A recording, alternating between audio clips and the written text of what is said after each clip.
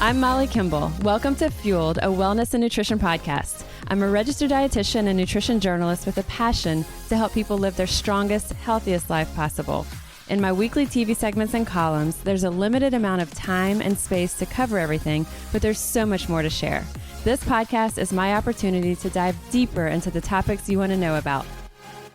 Today's episode is all about yogurt. We know that yogurt is one of the top sources of probiotics in our diets, and probiotics are one of those key essentials for supporting a healthy immune system. So a lot of people now are looking for everything possible to support our immune system, and yogurt can absolutely be a good addition. I do always caution that, I'll get questions of like, what's your top recommendation for immune boosting foods, or what food should I eat to not get sick?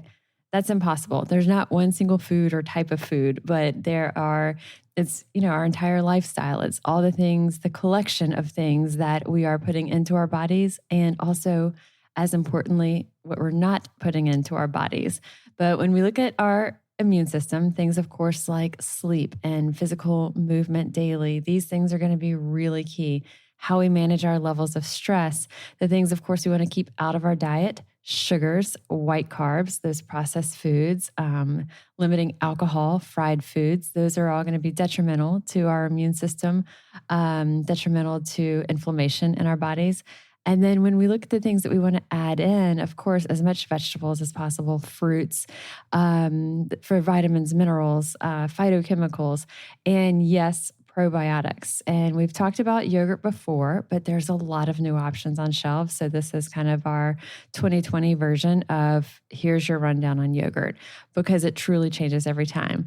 And other thing, we've also done an entire podcast episode on kombucha, which is another fantastic source of probiotics.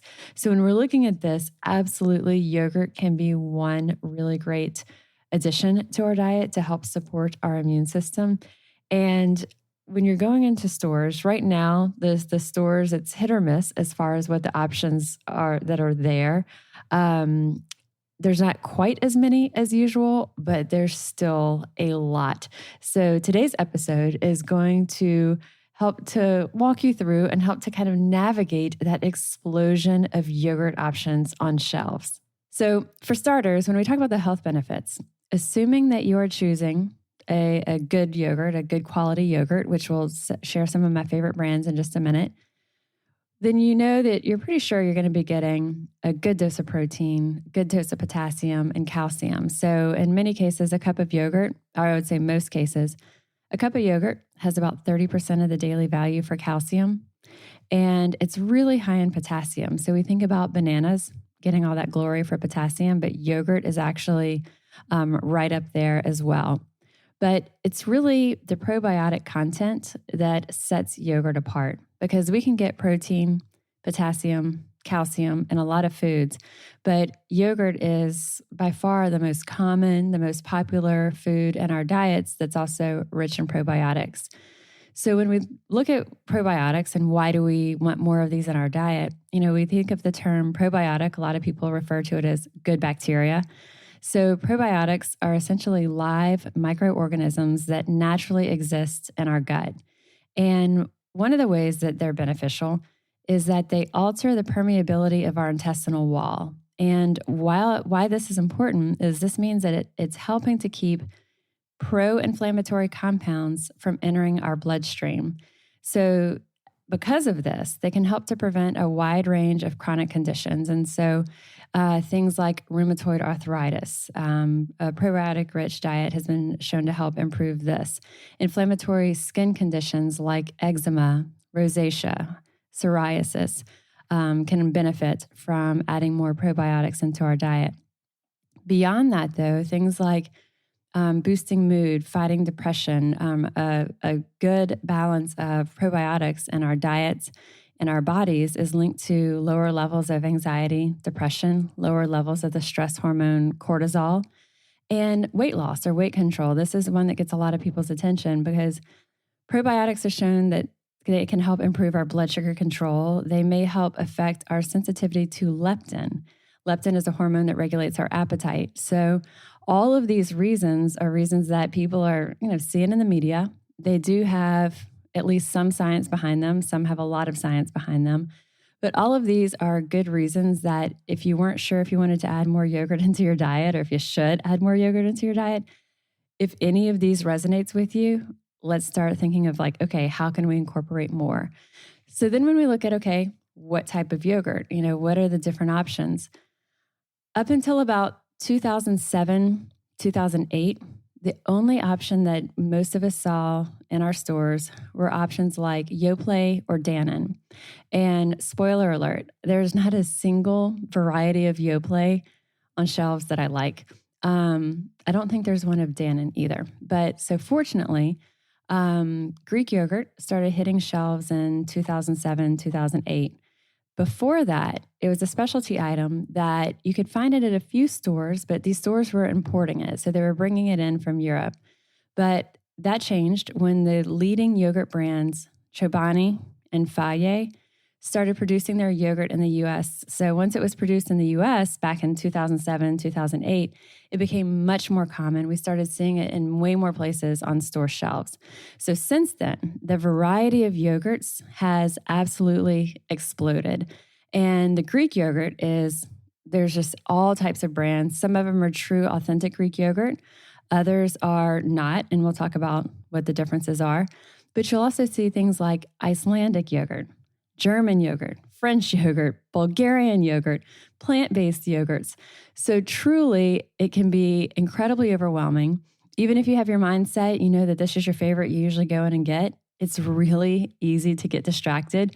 And there's just so many options. And of course, almost all of them are touting themselves as better for us, as healthy, and they've got some benefit, some attribute that they're kind of bragging about and putting on their label. Some supermarkets have reported that they have more than 500 different varieties of yogurt. So if you've been like, oh my God, what is wrong with me? I'm overwhelmed in the yogurt aisle, and you find yourself just kind of standing there and scanning and you can't make a decision, you're not alone. There's literally more than 500 types of yogurts in some of these larger supermarkets. So 500, even if it's a smaller market, you might even have 100 in just a small space right there. That's a lot of labels to look at. It's a lot of numbers, a lot of information to interpret, which leaves us standing there confused. So I'd like to take a bit to share about True Botanicals, sponsor for this week's podcast episode. So when it comes to skincare, I am a huge rules follower and very consistent. I follow the specific recommendations of my dermatologist. I am always looking for extra hydration though, and so I've been loving the products by True Botanicals, especially their Pure Radiance Oil and the Repair Serum. So True Botanicals uses the latest scientific advances combined with centuries-old botanical extracts to create these really incredible feeling all natural formulas. Their website has a really easy 2-minute skincare quiz to help identify which of their skincare products best suit your skin type and your goals. So you've got to try True Botanicals for yourself. And now you can get 15% off your first purchase at truebotanicals.com/fueled. 15% off your first purchase at truebotanicals.com/fueled. That is truebotanicals.com/fueled. So I want to get into the different types of yogurt, the Greek yogurt, and kind of what all these different types are, because there's a lot of brands out there kind of posing as Greek yogurt, but they're not. And then I also want to talk with you about what to look for on labels and what to look for as far as those numbers and the ingredients. And I'm kind of torn on where to start, which one to start to make more sense. But I think I want to start with what to look for on labels. And so when we talk about that first, that kind of helps explain, when we're talking about the other products specifically, why I love certain ones and why I would say no way. So let's talk first about what to look for on the numbers and what to look for in terms of the ingredients. So when I'm looking at yogurt, rarely do I look at calories specifically on yogurt, because most of them are between 80 and 170. Most of them are not crazy high in calories. The first thing that I look at with yogurt is, when I'm looking at the numbers, is protein and sugar. And so at the very, very minimal, we want to have more protein than sugar. And I like to look for, and again, of course, protein keeps us feeling fuller longer. It's also not easy to get protein in a lot of kind of convenience grab and go like breakfast or snack foods. So we kind of have to strategize sometimes how are we going to get that protein in. So the sugar, of course, the sugars, especially when they're added sugars, there's zero nutritional value there. It's simply bumping up our calories. It can lead to that those energy highs and lows, that roller coaster of blood sugar and insulin. So just like any other food, we want to limit sugars, especially limiting those added sugars. So when I'm looking at the nutrition label, my first thing that I'm looking at is how much sugar is in here and how much protein is in here. And I at least want to make sure I have more protein than total sugar. Most yogurts now are starting to also list their added sugar, which is fantastic. And that's important because regular milk sugars, so the lactose that's naturally in milk or yogurt, that's going to add some sugar naturally to yogurt. And then if fruit is in there, fresh fruit is added, that's also going to add to that sugar on the label. So it may have 12 grams total sugar, but if it's all from the yogurt and fresh fruit, that's not a bad thing. And so if it's zero added sugar, in spite of the fact that it has 12 total sugar, that's still really good because we know that we're getting just all natural sugars from the yogurt itself and probably fruits that are added. So, but I'm looking at total sugar. I want to make sure that there's more protein than total sugar. And then when we're looking at added sugar, ideally I want it zero added sugar. But if there's a couple of grams of sugar in there, 2, 3, 4, even 5, that's like still less than a teaspoon worth of sugar. That's not so bad. So those are the first things that I'll look at when I'm looking at the numbers on the label. Fats, even the full fat yogurt there's some brands that are really high, but most of the full fat yogurts, even the fat is not that high. And when you look at what's in a carton, it's still not that bad. And the calories are pretty under control. Sodium is always going to be low in yogurt, so it's not an issue to look at. Cholesterol in foods don't affect our cholesterol, so I don't look at that. So I'm really looking at the protein, the sugar, and then you can put your eye on fat, put your eye on calories, but again, less important usually when we're talking about the cartons of yogurt. So then beyond the numbers, when we're looking at the ingredients, I want to make sure, okay, first of all, when we talk about what's necessary in yogurt, what is the bare minimum that's required to make yogurt, the ingredients are really simple. So I'll jump to my favorite 2 yogurts. So y'all have heard me talk before probably a lot about Fage.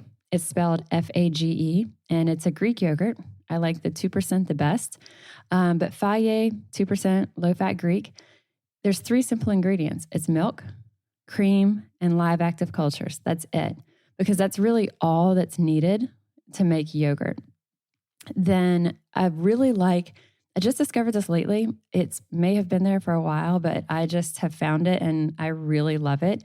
It's a sheep milk yogurt, and the brand that I've been seeing in stores is Bellwether Farms. I've seen it only in Whole Foods so far, but y'all let me know if you see it in other stores. And it's pasteurized sheep milk and live active cultures, and that's it. So when we look at what's the necessities of what's going to be in yogurt, it's whatever variety of milk it is, and then live active cultures. So beyond that, everything else is extra. And everything else is stuff that doesn't have to be there. They're just adding it because of taste or palatability or making it thicker or stuff like that. So the things that I would say absolutely steer clear of, if you see it in your yogurt, put it back on the shelf, artificial sweeteners. And so the ones that are most common in yogurt these days, asulfame potassium and sucralose. And sucralose we know as Splenda. Asulfame potassium is less familiar to people though, but that's the artificial sweetener that is in Coke Zero. And so sucralose and asulfame potassium are what I'm seeing in yogurts mostly. I don't really see yogurts made with aspartame, which is equal anymore. And then I've never seen in any recent years anything with like saccharin or sweet and low. So when we look at like the pink, the yellow, the blue, it's usually just the yellow, the sucralose that is being used in yogurts, but also asulfame potassium. So if you see these on your label, there's so many other options on shelves. Put it back. We can do better. Sugary sweeteners. If you're seeing that if your yogurt has sugar in it, and the sugar goes by all kinds of different names. So it could just be sugar. It could be organic cane sugar. It could be brown cane sugar, honey, agave, organic agave nectar. All of these things, though, are still just added sugar that really offer no real nutritional benefit in the amounts that they're used in yogurt. And they can quickly max out our upper limit for sugar for the day. So if you see sugar in the ingredient list, go back up to that added sugar. And if you see that it's 2, 3, 4, maybe 5 grams added sugar for many of these, it's not that bad, especially if you might be getting 15 grams of protein.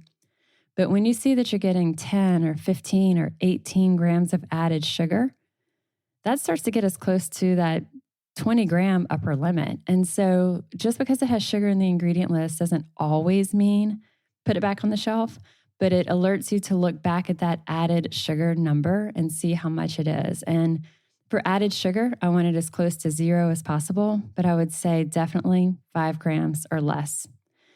Now, if you like a yogurt that is pre-sweetened for you, because we can always add our own sweetener to it or add our own fruit, but many yogurts are sweetened with stevia, monk fruit, or erythritol. These 3 are natural plant-based sweeteners that have 0 calories, 0 carbs, 0 glycemic index or glycemic impact. So if you're looking for something that's already kind of pre-sweetened, and this is the ones that have this, are probably going to be something that you'll enjoy. So what's necessary in yogurt? The milk, the live active cultures. What we want to absolutely steer clear of, put it back on the shelf, don't even let it get in your cart, are those that are artificially sweetened, and most commonly you'll see asulfame potassium and sucralose. If you see sugar in it, agave nectar, cane sugar, organic cane sugar, brown cane sugar, honey, look up how much of it is added sugar in there. If it's 5 or less, it's up to you. If it's more than that, I would say try to find another one. And then if you find one pre-sweetened with stevia, monk fruit, or erythritol, that's essentially natural plant-based 0-calorie sweetener. They get the green light. Just it depends then if you like the way that it tastes. The other thing that is not necessary in yogurts, but you'll often find them, but they're not really harmful in the amounts that they're used, are gums and starches. They're used as thickeners. They're used as stabilizers in yogurt. So with a lot of yogurts, and we'll get into this in a minute with Greek yogurt, something like Greek yogurt is strained, and the liquid kind of watery part comes out, and they only keep the thicker part. We're going to come back to that. The reason that's important, though, is that thicker texture is what a lot of people are looking for in that yogurt. But it's expensive when you're getting rid of and basically throwing out that kind of watery liquid runoff. You're losing a lot of volume. And so what companies do, they don't strain it. They take milk, they add the live active cultures, they make yogurt. But instead of then straining it and letting those sugars run off and keeping just that thicker, protein-rich Greek strained type yogurt, instead of doing that, they save money basically by keeping that whole big batch of yogurt. They don't strain it, but instead they add these thickeners, they add these stabilizers so that it has a texture more of Greek yogurt, but they haven't had to compromise or lose any of their volume, if that makes sense. So a lot of the things that are adding commonly are going to be starches, things like tapioca starch, rice starch, cornstarch, maltodextrin. These starches are harmless, but they're really unnecessary refined carbohydrates that are being added to our yogurt to thicken it instead of straining it kind of the old-fashioned way. Gums that are often added to yogurt are things they're compounds that are extracted from nature. And in the big picture of things, it's a really small amount that's used. So there's really not a health risk that I would say is associated with these. But xanthan gum and gellan gum, these are both from carbohydrates that are fermented by bacteria. You'll also see guar gum. This is from the pea plant. Locust bean gum, which is from locust bean plants. And then you'll also see pectin and agar. So these are all kind of gums that are used to thicken and stabilize these products. And then you'll also see these combined with those starches.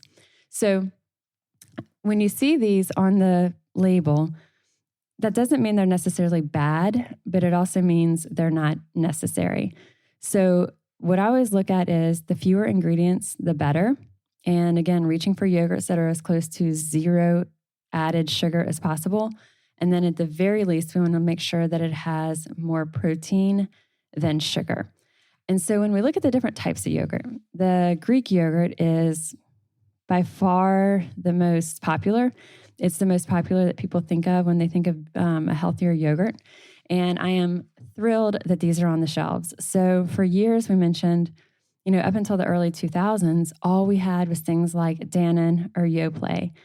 And when Greek yogurt hit the shelves, Fage came, and Fage is actually a company based in Greece, and it's truly a Greek yogurt. Chobani quickly came right at the same time that Fage made it to the U.S. Chobani came to the U.S. Chobani is actually a Turkish company. So it's a Turkish yogurt, but they kind of piggybacked onto the name Greek yogurt. So for a long time, and really now still, in the U.S., we're the main ones that call it Greek yogurt. Everywhere else in the world, they call it strained yogurt because that's what it is. It's strained, and that's why it's thicker. So when they're straining it, that liquid that comes out has a lot of the natural sugars in there. And so they strain it, they let those natural sugars and liquids come out. And what's left is this really thick, rich, high protein yogurt. And again, other countries call it strained yogurt. We call it Greek yogurt. Interestingly, a lot of people that live in other parts of the world will simply call what we had for years, kind of American yogurt, that Dannon or Yoplait we had forever. They'll call it watery yogurt because, again, that's what that is. It is very watery compared to those. Also, a lot higher carb, a lot higher sugar. So when we're looking at yogurts and we look at which ones do we like, which ones do we not like, just those straight Dannon and Yoplait, if that's what you've been eating, stop, put it back. There's so many more options that I would encourage you to try beyond Dannon and Yoplait that are at a variety of stores from Walmart to Trader Joe's, Whole Foods, and everything in between. So the most popular, like we said, being Greek yogurt. Every other part mostly calls it strained yogurt, but we call it Greek. There isn't a standard definition or kind of like a legal composition of what has to be Greek yogurt. So earlier I was talking about all those thickeners and add-ins and stabilizers. So a lot of brands will call themselves Greek yogurt because they're serving us or selling us this thicker yogurt, but it is basically just regular yogurt with all those gums and starches added to thicken it up so that it feels more like a Greek yogurt. So when you're looking at those ingredients, if you don't see those thickeners and those gums and starches, then you know that you've got something that's true, strained, authentic style yogurt. So I'd like to take a minute to share with y'all a bit about Theragun, our sponsor for this week's podcast. So one of the things that I've struggled with over the years as I've gotten older is post-workout soreness, and it's stiffness, especially if I'm sitting a lot during the day or I didn't have the time or take the time to properly stretch out after a workout. So I recently tried, and oh my gosh, I love Theragun. It's this handheld deep tissue therapy device that relieves muscle tension. It's got this intense combination of depth and speed and power. It's quiet, it's easy to use, and you can't even imagine how well it gets into the muscles and targets exactly where you need it. So you can try Theragun risk-free for 30 days. There's really no substitute for the Theragun Gen 4. It has an OLED screen. It comes with a personalized Theragun app that you can use, and it has the quiet and speed and power that you need. It starts at $199. You can go to theragun.com/fueled right now to get your Theragun Gen 4 today. That's theragun.com/fueled, theragun.com/fueled. Okay, so when we start to look at the different types of yogurts that we're seeing on shelves, I read something that says it's essentially like the United Nations on the yogurt aisle, which it sort of is because, again, there's Greek, there's Bulgarian, Icelandic. So starting with Greek, because that is the most common, and I'm really grateful that we have this option and have had it for a while because it is nutritionally so much better than the typical Yoplait and Dannon that were our only options for years. So nutritionally, when we compare the two, even just plain yogurt, ounce for ounce, the plain Greek yogurt has twice as much protein as regular yogurt. So if you had a plain Dannon or a plain Yoplait, even not the sugary flavored ones, but just plain, you're still getting double the protein if you switch to Greek.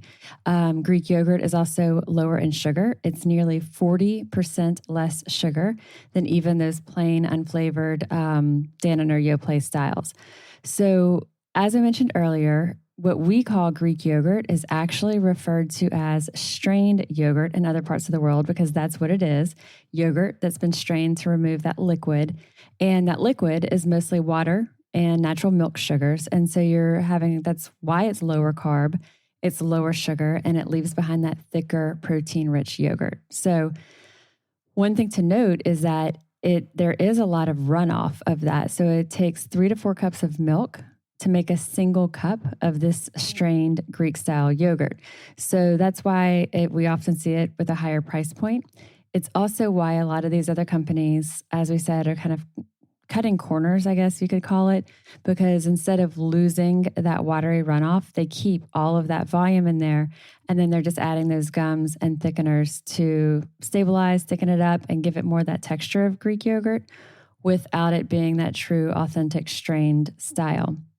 So the other one so Greek yogurt, when we look at what are my favorites there, hands down, it's the Fage. Y'all have heard me talk about that before. Fage is how it's spelled, but it's said Fage. I like the 2%. There's nothing wrong with the 0%, but that 2% is just a better, the flavor, the texture, everything about it I like better than the plain. I think it works well in recipes better than the plain. So the 2% Fage is my favorite. You can get the Chobani plain, and that's fine. Again, I don't love the 0%. Chobani has one that's more like a 4% fat, though. Not as easy to find in stores, but if you do see it, I like that one better. But hands down for Greek yogurt, my favorite is the Fage. The other type of yogurt that I like a lot, Icelandic yogurt. So Icelandic yogurt, the brand that you've probably seen most common is Siggy's, and it's similar to Greek yogurt in that it is also strained. And so, but what makes Icelandic style different is that it's even more strained than Greek yogurt. So the yogurt that's left behind is even thicker and protein rich. You'll sometimes see it called skyr, S-K-Y-R, skyr, and that is the Icelandic word for yogurt. So Siggy's makes a plain, unflavored, and that would be my favorite. But even the flavored ones they have, I like because they at least have more protein than sugar, pretty much in all the varieties. I don't know that there's a variety of Siggy's that has more sugar than protein. So they're all really good. Siggy's does have a flavored variety, kind of with the different berries and different flavors, that's also no sugar added. So you can get Siggy's plain, and you can also get Siggy's flavored with no sugar added. So keep an eye out in stores for that. Another one that you might not see as commonly, but or you just haven't noticed it if you've seen it on shelves, I see it a lot of times in like a big quart-sized glass, and that's Bulgarian yogurt. And so it's completely different from a Greek or Icelandic in that it is not strained at all. But part of that liquid runoff that is lost whenever yogurt is strained is also rich in probiotics. And so they choose to keep it, and it's fermented. The specific brand that I see a lot is White Mountain. But Bulgarian yogurt is fermented for 24 plus hours. So that longer fermentation time also contributes to it being a really high concentration of live active cultures. It also makes it really tart. So if you are looking for yogurt for live active cultures, you want as probiotic rich as possible. Something like Bulgarian yogurt, and specifically that White Mountain is the one I usually see in stores, can be a really good option. So one that you may see is Australian yogurt, and you may not even realize the brands that you're seeing are Australian, but the names that we'll typically see, the brands are Noosa and Wallaby. And Australian yogurt is unstrained, and it's typically made with whole milk. A lot of times it's sweetened with honey.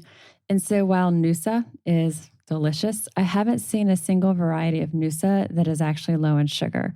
So even the ones that seem like they would be plain, that they don't have a lot of sugar, are still loaded with sugar. So unfortunately, I haven't seen a Noosa that I would recommend.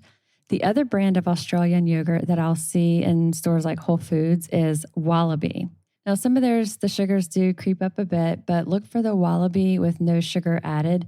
And same thing, it's a flavored yogurt, but no sugar added. It's basically just the pure ingredients you would find in yogurt and then fruits. And so that is another one of my favorites. So the three favorites I would say that are made with regular cow's milk are Fage, the 2% plain, Siggi's, really any variety of Siggi's, especially their plain and especially their no sugar added.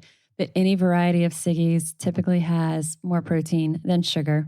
And then Wallaby, the Wallaby with no sugar added. So some of the ones still kind of with the regular cow's milk yogurt that I would not go with. If you see French style yogurt, the brand that's more popular is called Oui, O-U-I, like the French word oui, by Yoplait. And it looks fancy. It's in a little glass jar. It looks like it's, thicker. It looks like it's going to be better for us, but it is still loaded with more sugar than protein. Not my favorite at all. And I mentioned at the beginning of this, so that French yogurt the French style yogurt called Oui by Yoplait.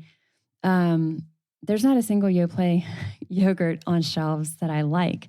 You may see one that's also called YQ. And the YQ looks kind of like it's a better label. It looks like maybe like a cleaner ingredient type label. But even the YQ yogurt still has a lot of sugar. And that one is a Yoplait brand. So it's YQ by Yoplait, but the flavored ones have about 10 grams added sugar. Yeah, they've got 15 grams of protein, but still about 10 grams added sugar. So there isn't one by Yoplait that I've seen that I like. I also don't think that there's one by Dannon that I have seen that I like as well.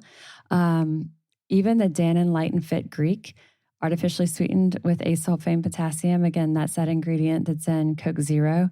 The Yoplait Greek 100, artificially sweetened with asulfame potassium and sucralose. That's what's in Splenda. So those are some that I just don't love. And there's so many other options on shelves that we have that we don't have to settle for artificially sweetened yogurt. One thing to mention about yogurt is even if someone typically doesn't drink cow's milk because of lactose intolerance, a lot of people unnecessarily avoid yogurt. And the beneficial bacteria, the probiotics that are in yogurt actually help to digest the lactose for us. So a lot of people with lactose intolerance can still have these yogurts without the typical symptoms. So that's kind of a rundown of my favorites and least favorites of cow's milk yogurt. So favorites being Fage, Siggi's, Wallaby with no sugar added. My least favorites being pretty much anything by Dannon or Yoplait. Also Noosa. I think it tastes absolutely delicious, but it is really high in sugar. And then sheep milk yogurt. I mentioned that just briefly earlier. So sheep milk yogurt, the one that I'm seeing in stores is called Bellwether Farms. It is a really rich tasting yogurt, super simple ingredients. It's basically sheep milk and the live active cultures. And if someone has maybe not lactose intolerance, but trouble digesting milk protein, things like sheep milk and goat milk can actually be easier. It can be easier for them to digest. So if that is something that's an issue for you, that sheep milk yogurt might be beneficial. Personally, I just like it for the taste, the flavor. I think it's really rich and flavorful. And I also like that the ingredients are just those two, just a very simple sheep milk and live active cultures. So shifting gears to plant-based yogurts, I would say almost every plant-based yogurt that we see on shelves, I don't love. And I don't love them because they're almost all just full of sugar with almost no protein. And plant-based yogurts being almond milk, cashew milk, coconut milk, soy milk, all being used to make yogurt. And a lot of these, so the Silk soy milk yogurt has 16 grams of added sugar and only 6 protein. The So Delicious coconut milk yogurt has 15 grams of added sugar and 0 protein. Trader Joe's has a cashew yogurt that's got 12 added sugar, 3 protein. And then Kite Hill, that's a real common, popular almond milk yogurt. Their flavored varieties are 17 grams of added sugar and only 4 protein. So these are basically the non-dairy milk with sugars added and then the live active cultures. And then they all have thickeners and stabilizers to kind of bind them together. The only one that I've seen so far that I really, really like on shelves is also by Kite Hill, but it's specifically the one that is unsweetened.